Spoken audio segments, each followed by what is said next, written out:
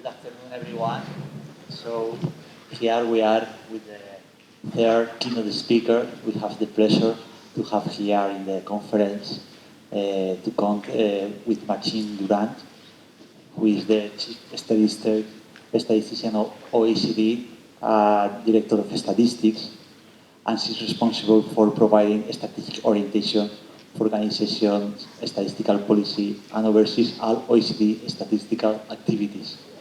So here we have a very interesting speak because something very important for our society, that is how we measure quality of life, how we build good statistics, and how we orientated them for the policy. And OECD is doing a brilliant work here, and we have the pleasure to have Martine Durand. So thank you very much, Martine. I'm going to go down like this. I can I can see you better. So you leave me alone? Yes, I leave. What? I will be right here. Okay. Well, thank you very much. It's really my pleasure to be here and in this beautiful city of Granada. I was telling Julio that I was in Granada like in the 80s, so it's been a very long time, and it looks like I haven't seen much today, but tomorrow I have the opportunity to go and see again the Alhambra, and I'm so pleased that this is an opportunity. But before I start my talk, I would like to, of course, thank the president of the society and for inviting me and for organizing such a wonderful conference. Of course, the local organizers, I don't know where he went, but they did done a great job, and it is really. I was really delighted when I was invited to give a talk at this conference, because the topic, of course, of the society is really very dear to my heart. And what I've decided to do was to present to you what a little bit historically, perhaps, what we've been doing at the OECD in terms of measuring well-being. And then as we move on, how we went about going beyond measurement to see how indeed those new metrics that we have been encouraging national statistical offices to develop, how they are making a difference. Because, you can measure lots of things, but at the end of the day, does it change the way our policies are being developed? Does it change the way people actually live their lives? And that's what this is all about. So my talk today will be a little bit about the experience at the OECD that we had in developing our well-being framework and the well-being metrics. Then I will talk about more recent endeavor about continuing the measurement agenda, to improve the measurement agenda, and in particular the work of the high-level expert group that the OECD, and I was very pleased to also host recently, which is often called the Stiglitz Commission number 2. And finally, I'll end up my talk with a presentation of where we stand in terms of the pickup of those metrics in policies in different countries, and not only where we stand, but also what are the difficulties actually to change the sort of the narrative, not only the narrative, but the frame of how we policymakers are actually making decisions. So I'm now going to stand. I was told that this is recorded and that I should not go and dance on the floor, because otherwise the cameraman finds it difficult to follow. So I'll just stand here because I think you will see me better and it will be easier. And I need to take the clicker. So let's start by telling you about the OECD. Of course, at the OECD, perhaps you don't know what the OECD is. The OECD is an international organization that was created following the Marshall Plan and funded principally by the United States at the beginning to rebuild Europe just after the Second World War.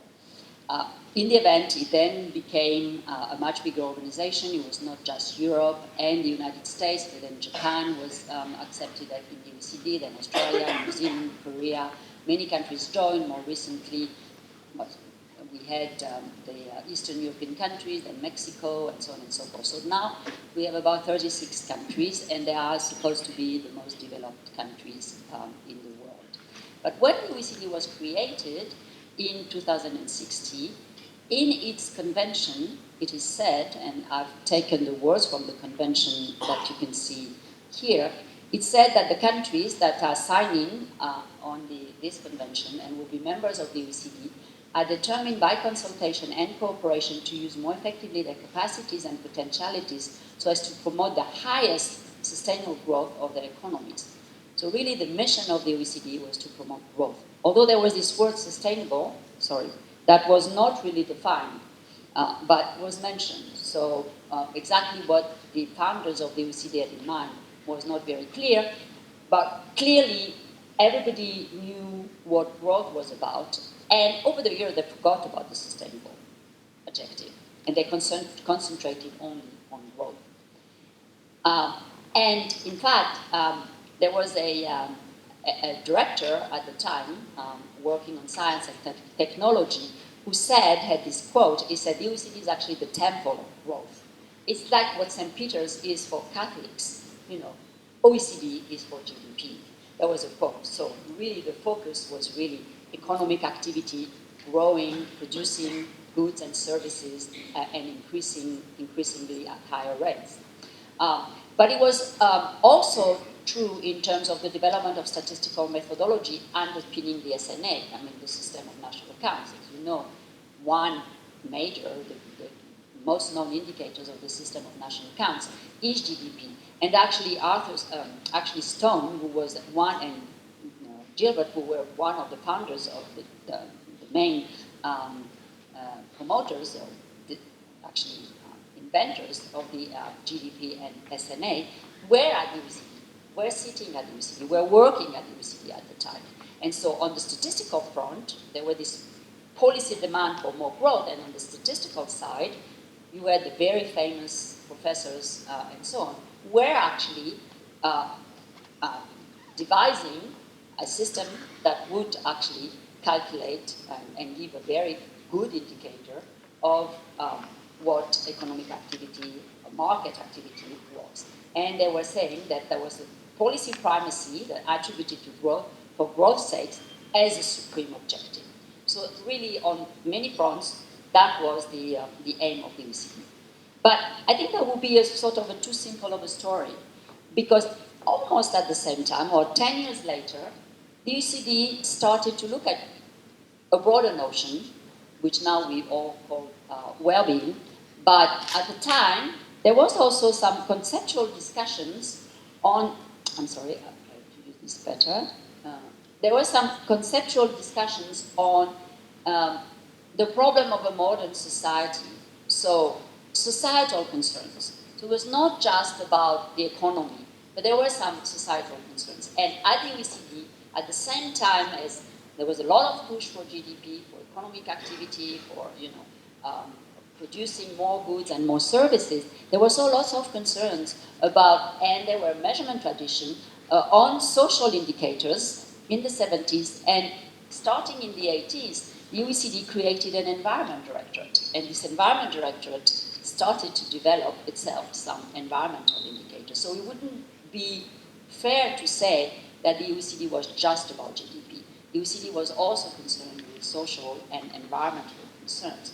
But it's still fair to say that there was really a strong dominance of the economy in the OECD. And in fact, many observers would say the OECD is an economic organization, primarily. Now, in the 2000s, when we moved to the century, a very important report was released, published, which was the Stiglitz then by Stiglitz, Sen, and P2C. And that was in 2009. I was at the request. This report was produced at the request of President Nicolas Sarkozy of France, who, recalling probably what Robert Kennedy was saying, that GDP is measuring almost everything that that except what's important in life, commissioned Professor Stiglitz and Fitoussi to actually come up with perhaps not a new SNA, but some ideas of how we could complement GDP with other indicators so that that would represent better the conditions of people, because he said, if we continue just measuring GDP, I will never be re-elected.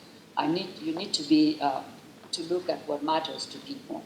So here, that was the start of the commission. But of course, the work started almost at the time, just before, at the same time, as the biggest financial crisis, the biggest crisis that struck OECD economies. So when it was released in 2009, we were in the middle of the crisis. So it resonated a lot because, of course, GDP, just prior to the crisis, GDP was growing well and so on. So the world was beautiful, right? But then we were struck by the worst crisis since the 29-30 crisis. So what the Stiglitz and Fitoussi highlighted, which we knew, of course, because even the founders of the national accounts had warned us that GDP was not a measure of well-being, it was really a measure of production. But what we needed is that something else to guide overall policy, not just GDP. And we had to take into account a number of non-economic factors that affect the quality of life of people. Work-life balance, security, education, health, and so on. So you could not just look at economic factors. And importantly, what GDP, of course, was not telling us anything about was how the benefits of growth were distributed among the population. Nothing about distribution, nothing about inequalities, and so on. And finally, as we know, nothing about the environmental consequences of production. So those were sort of the starting points about, those are the limits of GDP. So we at least need to complement GDP with indicators that provide more information on the quality of life of people, in fact, on aspects of life that matter to people, to the ordinary citizens, not just producing for the sake of producing goods and services. And so the conclusion of that we needed to produce additional and better measures of well-being, not just of economic activity. But that was very important in particular to highlight the trade-offs in policies between the different choices of policies on the different well-being outcomes. Because if you grow in a certain way, then there may be unintended consequences, or perhaps even, consequences that are known, but nevertheless you accept to pay the price of those across different policies, such as on the environment, of course, but also in terms of distributions and in terms of other aspects. So at that time, it was as I said, it was in the middle of the crisis. So in 2011, at the OECD, we underwent a very thorough kind of introspection about what it is that we have been doing and things that we have been doing wrong, actually, because we didn't see the crisis coming, really, and we didn't give the proper advice to the government. So this is our role, to provide policy advice to the government. Then the government can do whatever they want, but at least we try to give them some, what we call evidence-based policy recommendations. So there was really a thorough analysis of what it is that didn't work. Is it that we didn't have the right indicators? Is it that we didn't have the right tools, analytical tools, the right models? What happened that we were unable to provide the right advice? Because it's not just because the OECD would have provided advice that would have prevented the crisis from happening, but still, in retrospect, it was clear that we were continuing to promote exclusively growth. And so obviously, we didn't look enough of the environmental consequences of that growth. In other words, what came out very strongly is that it was not just quantity of work that matters, but we had to look at the quality of that work. And what were the policies that would lead to this quality that would deliver for the people. So there was a long discussion about the fact that we had to re-put people at the center, and we had forgotten about that. Hence the new motto in 2011, after that, which is that the OECD would help deliver better policies for better lives, meaning that we are concentrating on the people, and people should be core to all our work at the OECD, meaning as well that we move from GDP to well-being, and we are interested in the well-being of the population of OECD countries. So where I was sitting, of course, that's exactly at the time I was part of all those discussions, and I was then the deputy director in the Labour and Social Affairs Directorate at the OECD. And I thought that's a great opportunity to move this agenda forward, starting with measuring the right thing. Because if we measure the right thing and we put this evidence in front of policymakers, perhaps that will make a change. And so our key audience were the National Statistical Office, first and foremost, because if we were missing some indicators, then of course we don't see what's happening because we don't measure. And then, of course, the policymakers, but also the wider public. So it was very important also to tell the people that we had moved to a new paradigm, if you wish. So that's a bit how all this started at the OECD, with this OECD Better Life Initiative. So let me tell you a little bit more about this Better Life Initiative.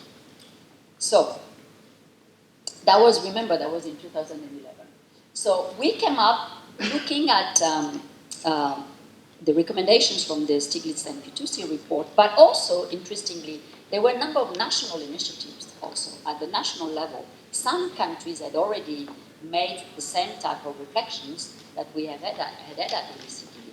And with this, we looked at what were sort of, the common denominators in these initiatives, and we came up with a well-being framework for which we said then we are going to work with national statistical offices and other data producers to fill it in with indicators. And we came up with this framework which looks at current well-being and the distribution of outcomes under current well-being. Of course, material conditions, taking always the individual or the household's perspective. So we do not look at GDP, we look at income and wealth, jobs and earnings, housing, and we complement it by the number of quality of life dimensions: health, work-life balance, education and skills, social connections, civic engagement and governance, environmental quality, personal security, and subjective well-being. I'll come back to that in a minute. But this is essentially the dimensions, the 11 dimensions that we have in our framework for measuring and reporting regularly on the well-being of people in OECD countries. Now, you could say, how did you decide on those 11 dimensions? The way we went, as I said, was A, to take on board the recommendations of Stiglitz and Fitoussi, and 2, was to look at what was happening in countries where there were those countries that were actually running public consultations about what matters. The UK, remember, launched its UK well-being, measuring national well-being. There were town hall discussions in Germany. There were a number of countries that were launching, Australia, measuring Australia's progress, and so on.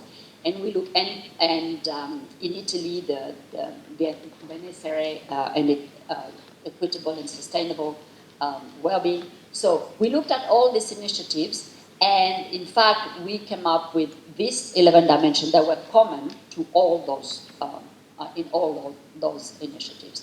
We found out that there was a lot of convergence. All of these initiatives had almost all of them, those dimensions. There were a few additional, depending on the, of course, on the countries, and that was fine. That's fair enough, because this is at the OECD we do comparative analysis and comparative studies. So this is okay if you want to compare yourself to another country. If you want to look only at your country, like for instance in Italy, they added culture because they think that culture is such an important dimension for the well-being of Italian citizens. In other countries, they added some religious considerations as well.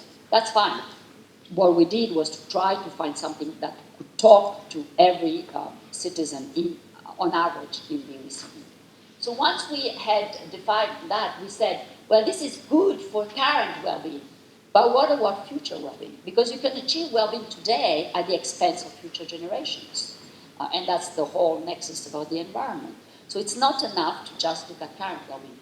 Well-being, it needs to be preserved over time, and for that you need to preserve, maintain some resources, natural capital, human capital, economic capital, and social capital, and embrace a capital approach. And so there too, we need to monitor what's happening in this capital that will allow to sustain well-being over time.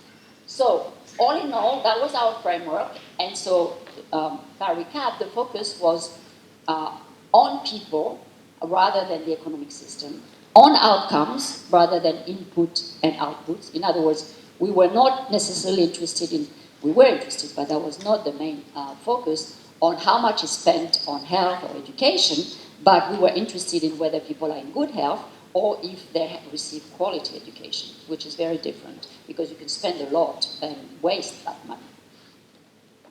We were interested on averages and inequalities distributions, and we said we would look at both objective and subjective aspects. Because after all, if you want to know the well-being of people, one good way to get it is to ask people about what matters to them. And so subjective well-being was added as an extra feature, and subjective aspects like whether people feel that they are in good health, not only whether they are in good health, and so on. And of course, as I just said, well-being both today and tomorrow. So this is our framework, and it's now undergoing, after 10 years almost, a revision, both in terms of the indicators, because there have been lots of progress that's been made in terms of developing better statistics, but also whether these dimensions have stood the experience of time, and if they are still valid.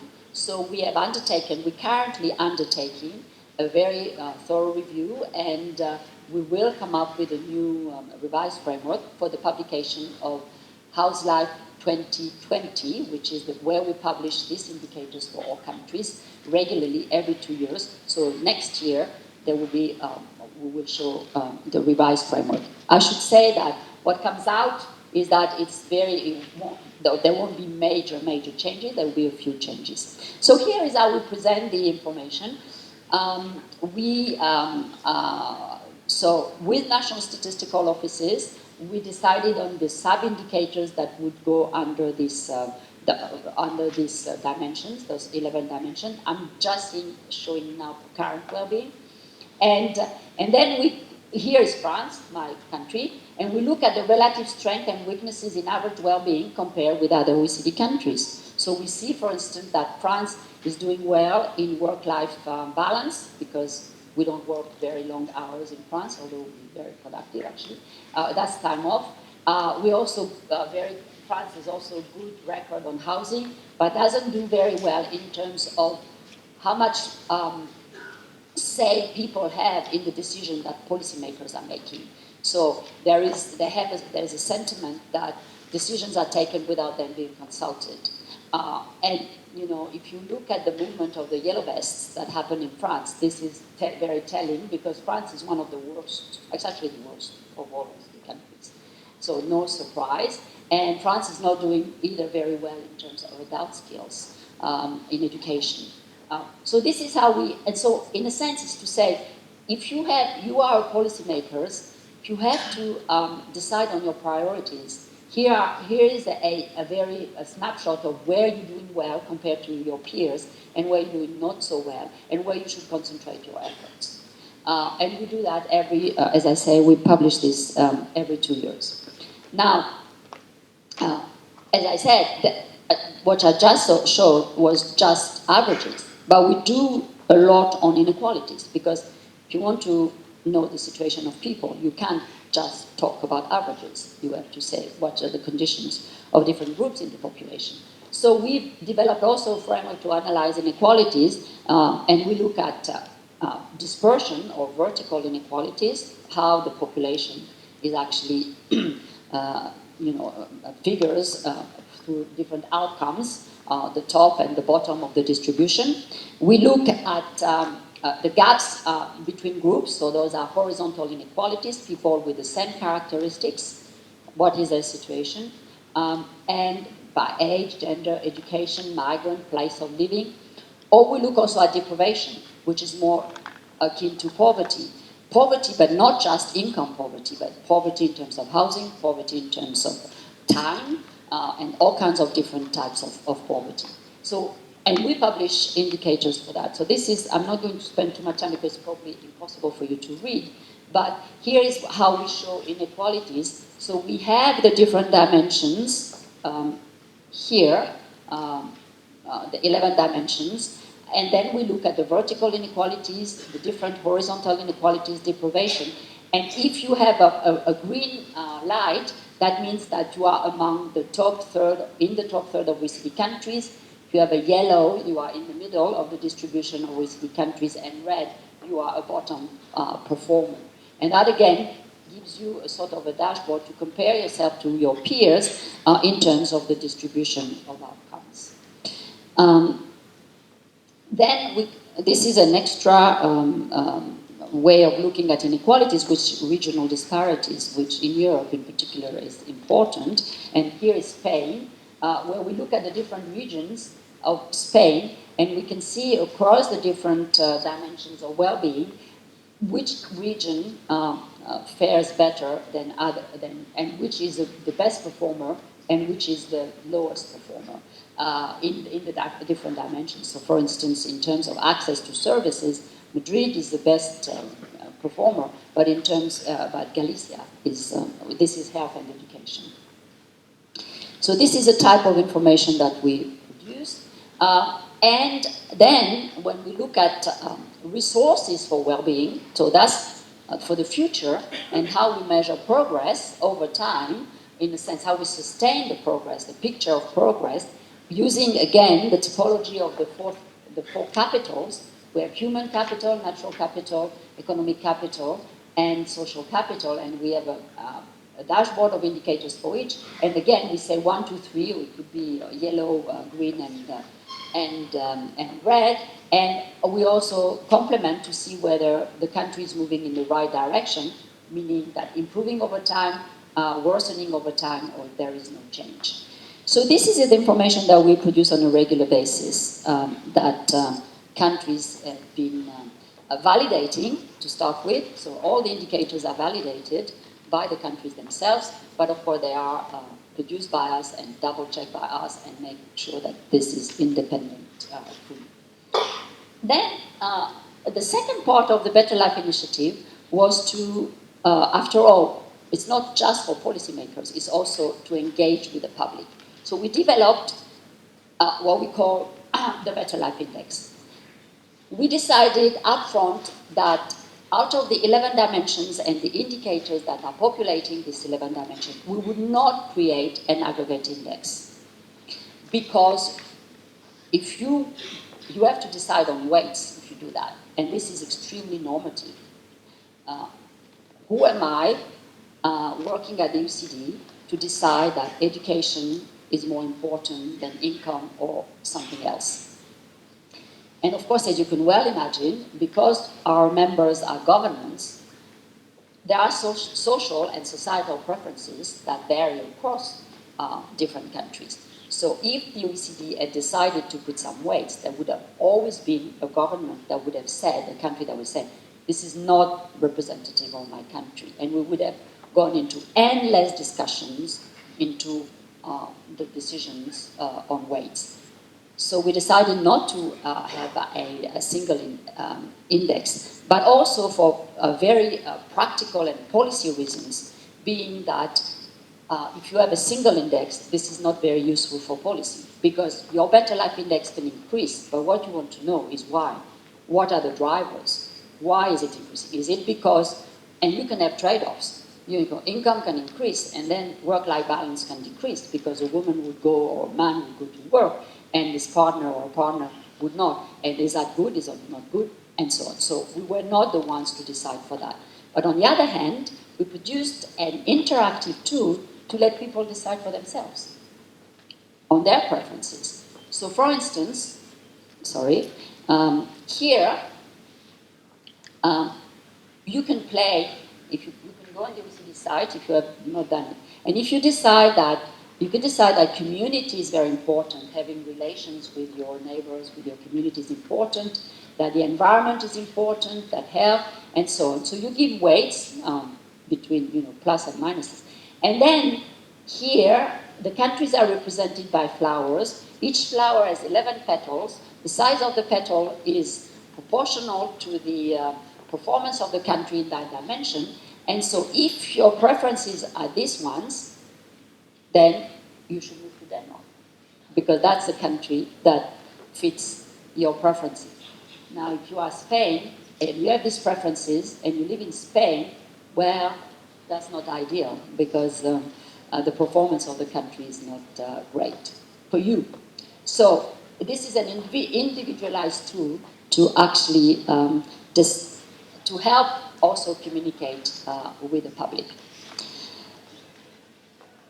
So if we also ask the Better Life Index users whether they agree to let us have their preferences. And if we aggregate, of course, I shouldn't even talk about it being the chief statistician, because it's absolutely not representative sample of any kind, because this is just the people who come to the site, and the same people can come 3 times and play, and 4 times and whatever.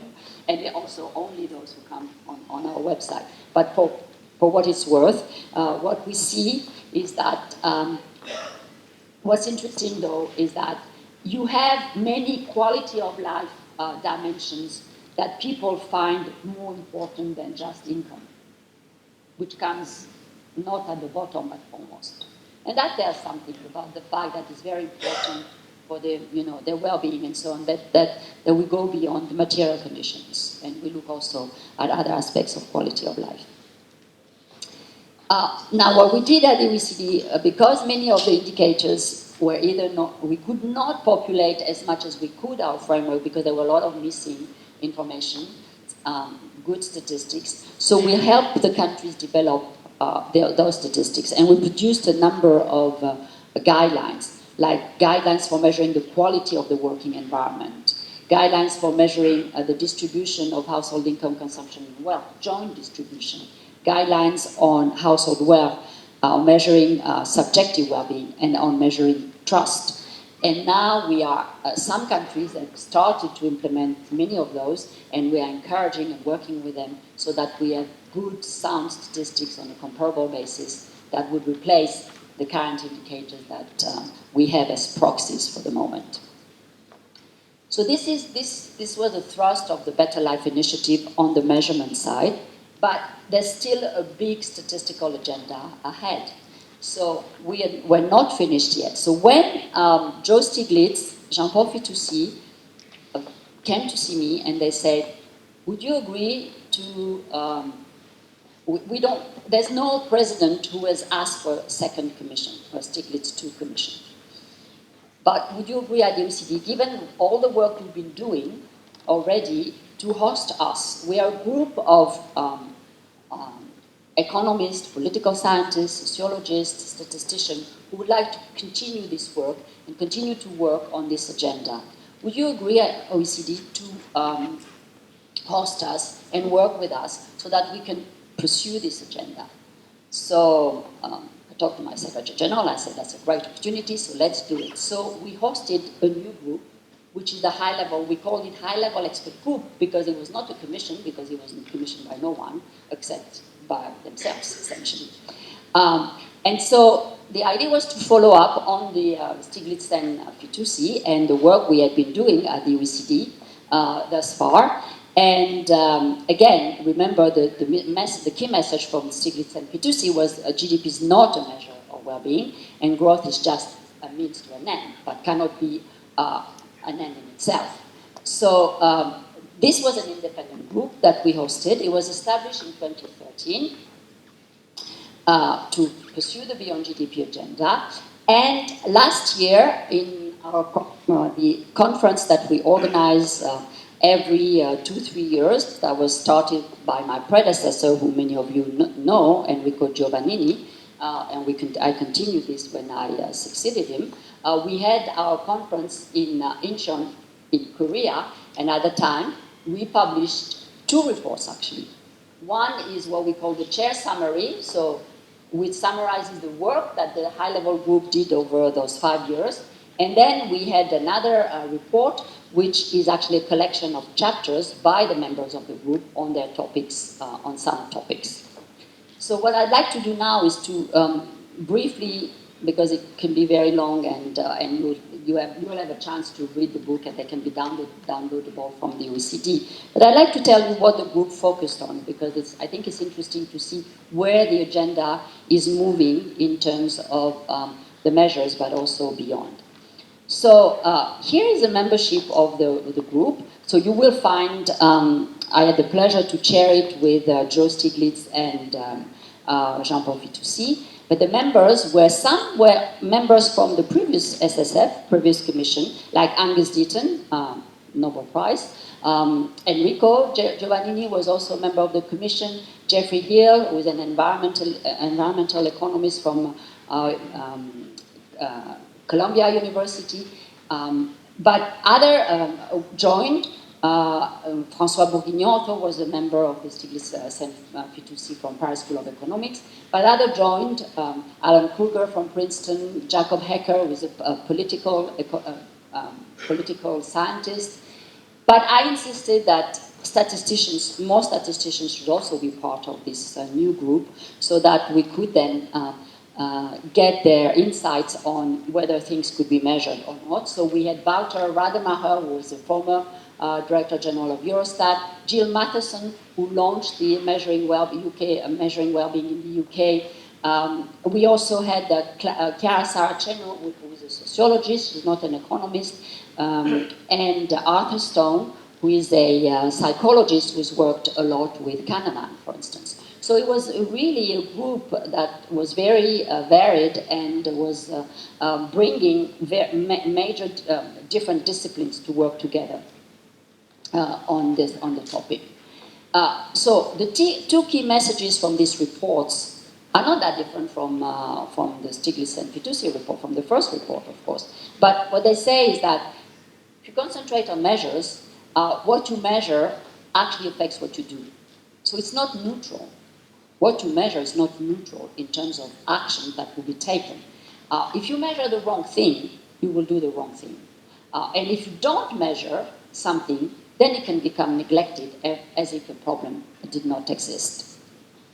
The second message is about policies, saying that, we think about measures if it was statistics, data, numbers, and so on. But actually, the issues of measurement are not only technical, but they go to the root of our democratic system. They will shape whether it can be, you can reconnect to the concern of ordinary people. So it has really a bearing on the decisions that will be taken. So it's not neutral how, the methodology, how you're going to measure things, and so on, and what you're going to be using as statistics. So the group decided to work on 4 main areas. The first was to, in particular, Joe Stiglitz was extremely interesting in saying, if we had had better measures, would we have made better decisions during the crisis? Or did we focus on the wrong metrics, and hence we made wrong decisions? So there is a chapter on this, which to some extent says yes, and I will show why, giving an example, because I'm not going to spend much time on this. The 3 other topics where we need to deepen some of the work that's been done by the first report in the areas, for instance, of better measuring inequalities, better measuring subjective well-being, and better measuring sustainability. We haven't made enough progress. Why is it so? Why is it so complicated to measure? How can we improve the methodology? The third was what matters to people is not just those issues that we had looked in the first report. We need to start to inquire into new ones. In particular, not just inequalities of outcomes, but also inequalities of opportunity. In other words, from this generation to the next, is there social mobility? Are there people that are stuck even within the current generation that cannot move on because of some characteristics? The big issue that was discussed was the issue of vulnerability and economic insecurity. And that's very much linked to the crisis, and I'll explain that. And then two further topics were trust, because after the crisis, there was a dramatic drop in trust in OECD countries, both trust in others and trust in institutions. And finally, the last, and I'll come back to that at the end, which is to how to use those metrics for better policy decisions.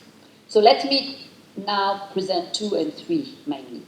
So, but I'll try to be and I'll be happy to answer questions afterwards. I don't want to necessarily go through all the text in the slides. I think the slides will be made available on the site of the conference. So, on improving existing measures, as I said, there were the focus were on vertical inequalities in income resources, which means beyond income, it's also wealth distribution, horizontal inequalities, subjective well-being, and sustainability. So, in terms of vertical inequalities, it was earnings, income, consumption, and wealth were the focus of the work of the group, within countries, but also across countries. And the idea was also that it's not enough to look at surveys, I'm getting a little bit more technical here, household surveys, but it's very important to link it to the national accounts. Because GDP, the concept of GDP in the national accounts, when GDP is published every quarter, bang, bang, bang, bang, every quarter, it is important to be able to link it to indicators from the national account that show the disparities and how this GDP is distributed. So the idea of integrating economic inequality in macroeconomic statistics was also discussed, and there the leading author on this was Thomas Piketty and his team who've been working on this for many years now. So in other words, who benefits from growth immediately when GDP is published? Now, so the group then said, where do we stand? Where we stand there are some statistical standards internationally recognized to measure income, but that's not true for consumption and wealth. There are many different standards, many different definitions. So when you want to compare countries, you're not comparing likes with likes. There are issues of timeliness. If you want to have GDP and those indicators of inequality at the same time, where sometimes you have the data 2 years back. So there's also a big issue of underreporting at both ends of the distribution. You all know that, but when you do household surveys, it's very hard to reach out to the very, very rich, and it's very hard to reach out to the very, very poor as well, people in the streets, living in the streets, and so on. So in fact, we have a compressed view of the distribution in the population. Can we remedy? What can we do about that? And of course, if we look at the quality of the data and of the surveys, this is very much bigger with non-OECD countries. So the group came up with a number of recommendations on the definition of income, on how to deal with underreporting of the rich in particular by using tax records, administrative data, and linking it to survey records, but also how to get better data on wealth inequality, because there we're missing a lot, and addressing inconsistencies in international data sets. The general philosophy for this issue was actually that different sources have different types of errors.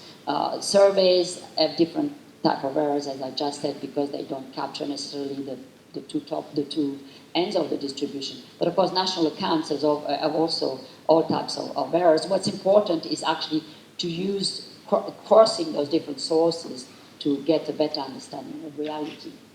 In terms of horizontal inequalities, the group focused on saying what are we talking about? So we're talking about health, skills, political voice, etc. between people sharing common characteristics such as age, education, place of living, country of birth, etc. In fact, this is extremely important sociologically because this these characteristics, they shape people's identity. And many of the grievances that we saw in the streets and perhaps the rise in populism even, we could say, is due to the fact that there is a sense that these people are not considered for what they are, and there are differences, they're not treated equally.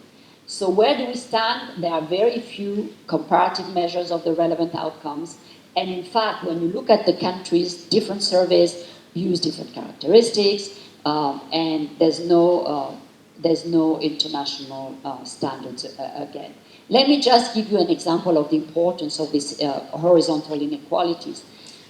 This is a work that we did at the OECD, and we looked at horizontal inequalities in health or life expectancy, longevity, by education. And we found out something that is absolutely incredible. This is the gap in longevity at age 25 in the different countries, and the longevity gap at the age 65.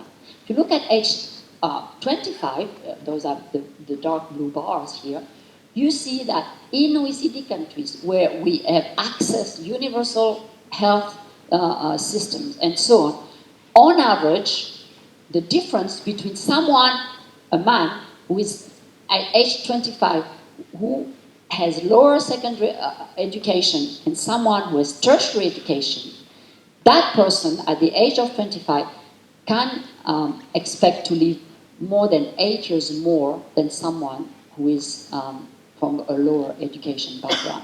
This is quite astounding, really, that you would have these differences in life expectancy across OECD countries due to differences in education, when you think that we have universal education, a health system, and access to education is free in many, in particular, European countries.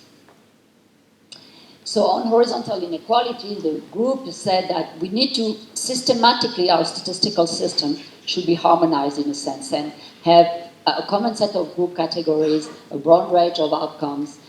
Also, they concentrated on a particular horizontal inequality, which is gender inequalities. And often we look at gender, men and women, but we don't concentrate enough on intra-household inequalities. And we assume that household share the full resources, but that's not the case. So more should be done there, and in particular as well for wealth.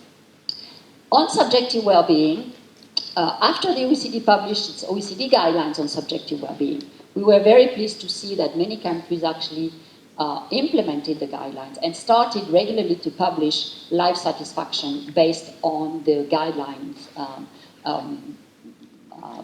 prototype questions that we had suggested to the countries.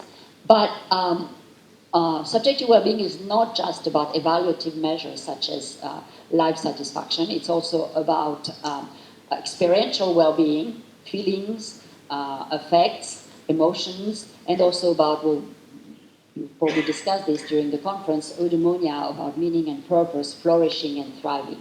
And there, Alan Kruger and Arthur Stone have a very nice chapter in the second report on where do we stand, the fact that there are measures already, but much more need to be done in order to not only have a regular collection, because now the countries collect this data on a very irregular basis, not every year, depends on the countries, and they don't collect the joint distribution of subjective well-being and potential other outcomes variables, so that we can do the causal analysis that is would be necessary, and of course beyond life satisfaction, collect other types of the other aspects of subjective well-being.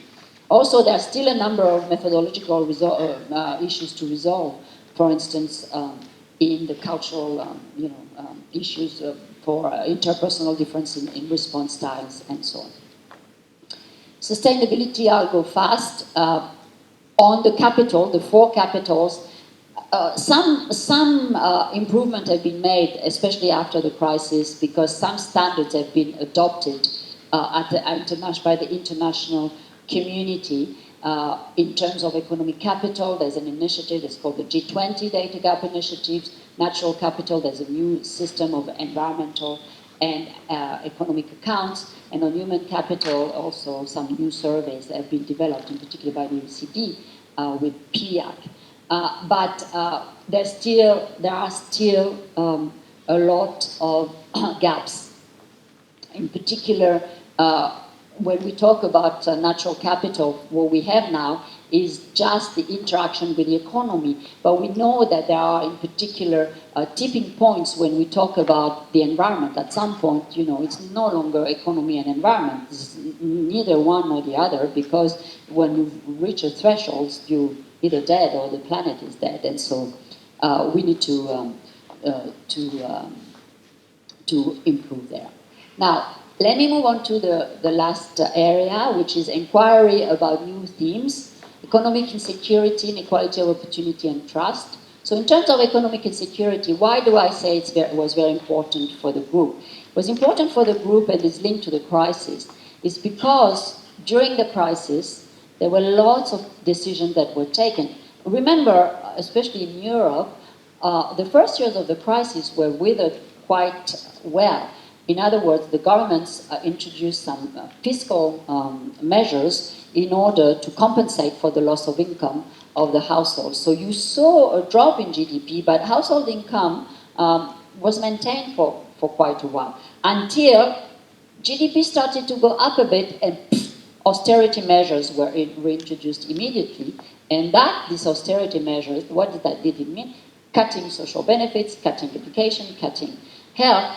And also meaning that the household income declined. And so if we had had those measures of economic insecurity, perhaps other decisions would have been taken. And let me show this. This is a very telling chart. These are the people at the OECD that are considered income poor. So the standard 50% threshold median income poverty. And those are those who could qualify of economically vulnerable, meaning that this is a share of the population that is income poor and economically vulnerable, meaning that they don't have enough assets, liquid assets, to withstand a drop in their income to cover 3 months of the poverty level of consumption. So those are extremely vulnerable. If there is a shock, they can go back to poverty, fall into poverty immediately. And you can see that in some countries, this is very high. It's almost 40% of the population that is economically vulnerable. So we need to do better to capture this population. Those who are not necessarily in poverty today, but can fall into poverty very quickly. So more needs to be done there. Inequality of opportunity, this is a chapter by François Bourguignon, who again said that we need to look at circumstances that are involuntarily inherited and that can create a lot of disparities, shaping achievements later in life. Unfortunately, we cannot observe these circumstances, and often we cannot observe efforts either. So nevertheless, here is a study by the OECD that shows that this is the expected number of generations that it would take for an offspring from a family at the bottom 10% of the population, of the income distribution, to reach the mean income in society. And you see, on average, it would take 6 generations when you are born in an income-poor family to actually reach the median income. So this is quite unacceptable, frankly, and needs to be addressed, and we need to have better measures for that too. So here is what should be done. I'm not going to go through it because I'm short of time, and there is a dinner afterwards.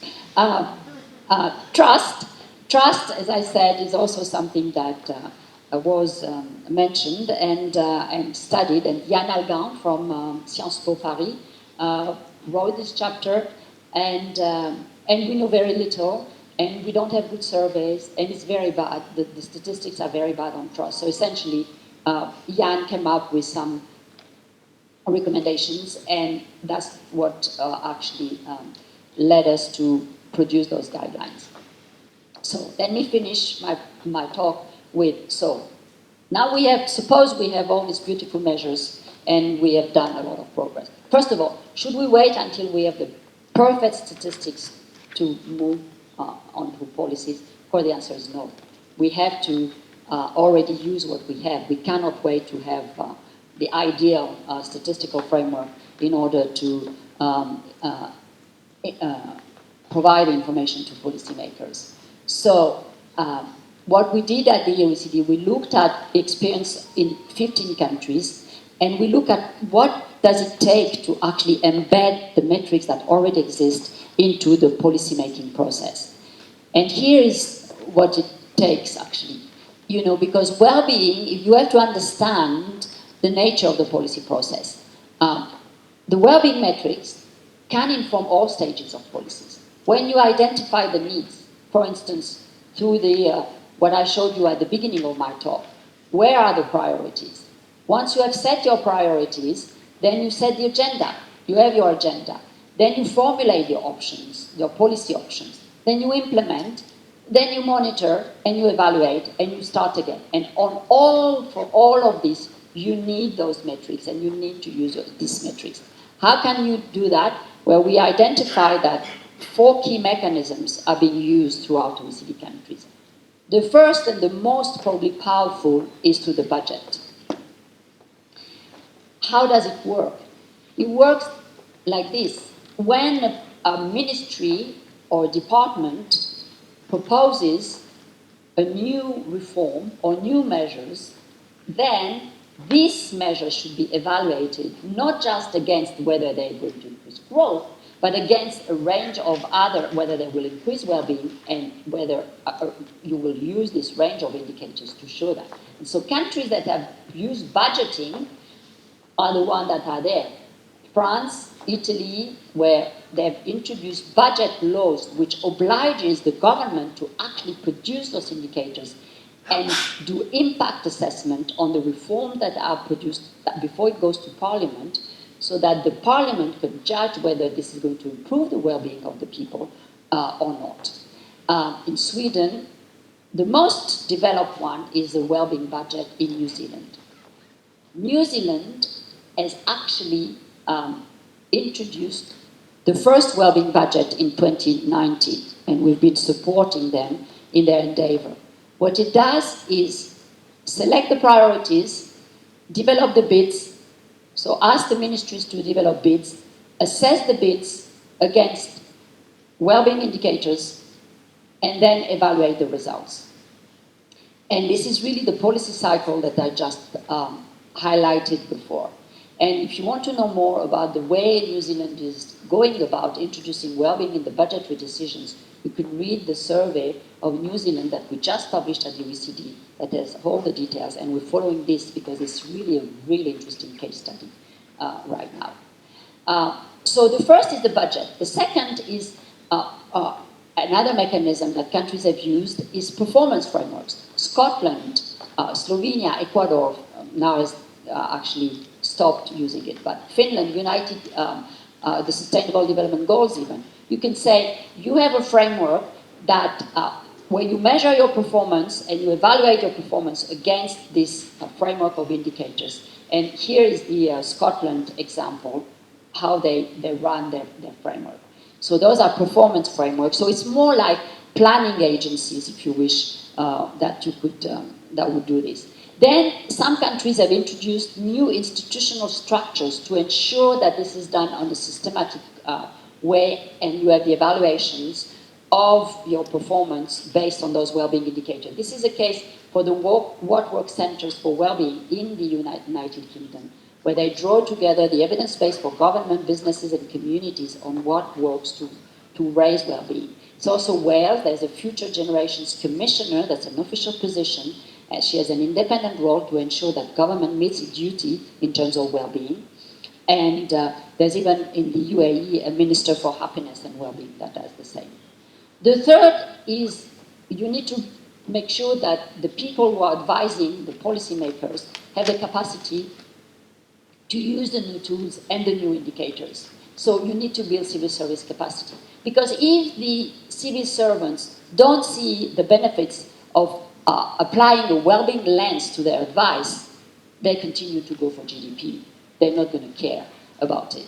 So some countries have actually developed books, methodologies to help the civil servants in this. In particular, again, New Zealand is a very interesting case in point.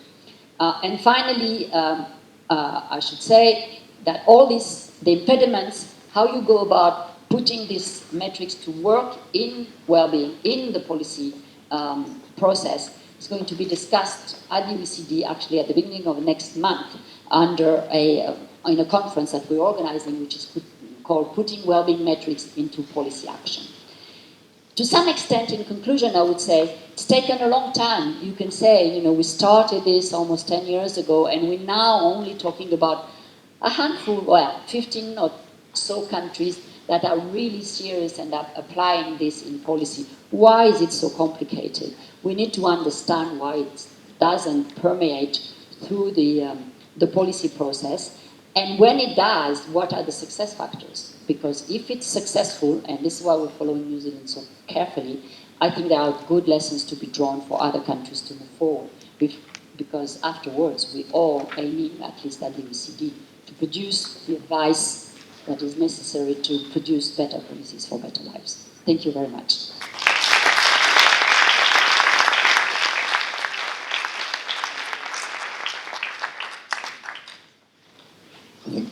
Thank you very much, Martine Durand, for this illustrative and inspiring speech.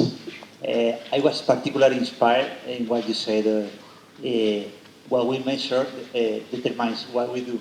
We measure the right thing, we do the right thing. We measure the bad thing, we do the bad things. So we have some time for some questions. I see one hand here.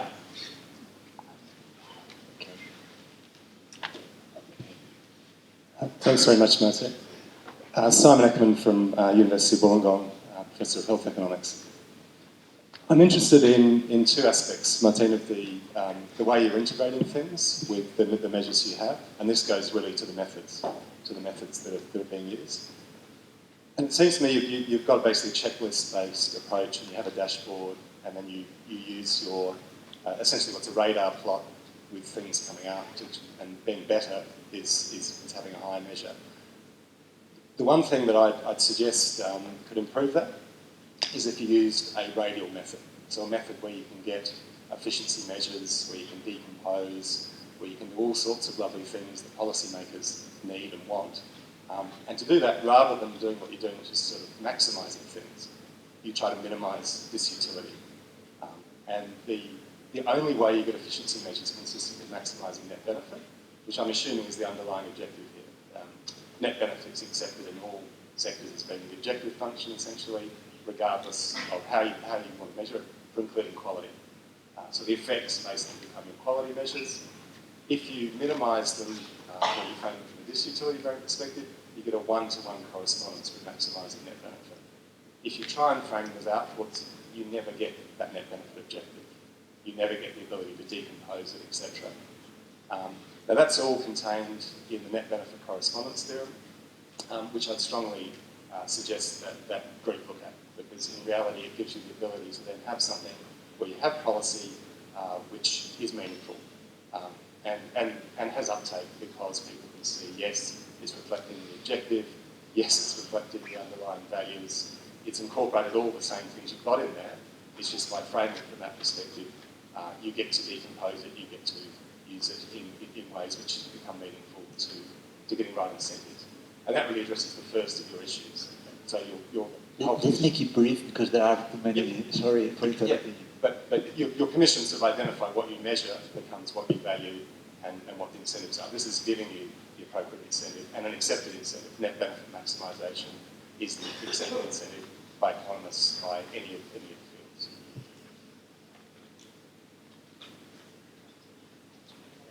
Okay, so let's see some let's hear some questions. We had Stefano who raised his hand, and then him and it was a hand.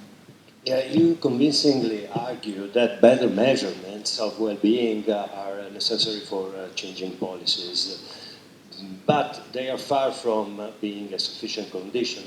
Global warming is a good example. In the past few decades, we have had better and better measures of CO2 emissions, but CO2 emissions kept on increasing. So I would like to know your opinion on the real influence that these measurements of well-being are having on the policies.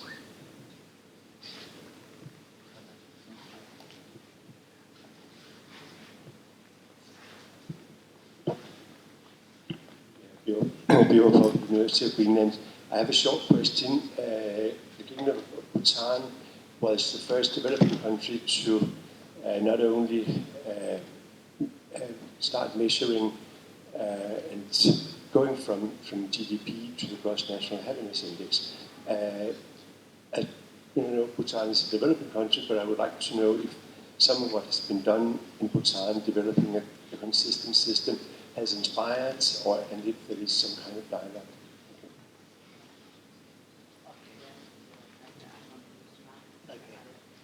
Otherwise, I can answer those three questions because otherwise I'm going to forget. Is that working?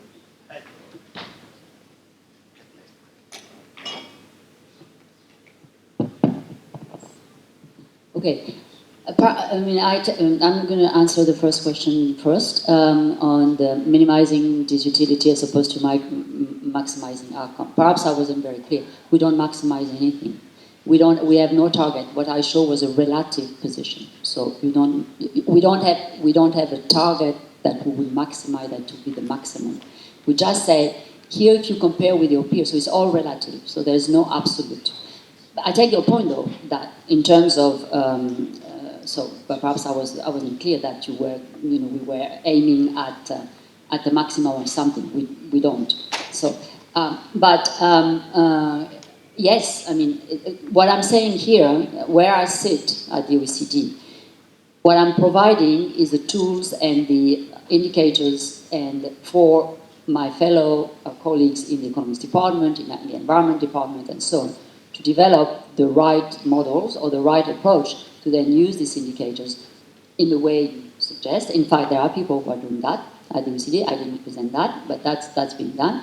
So what I presented was not at all a maximization exercise. And in fact, people are indeed looking at the right incentives and whether, how do you either maximize utility or maximize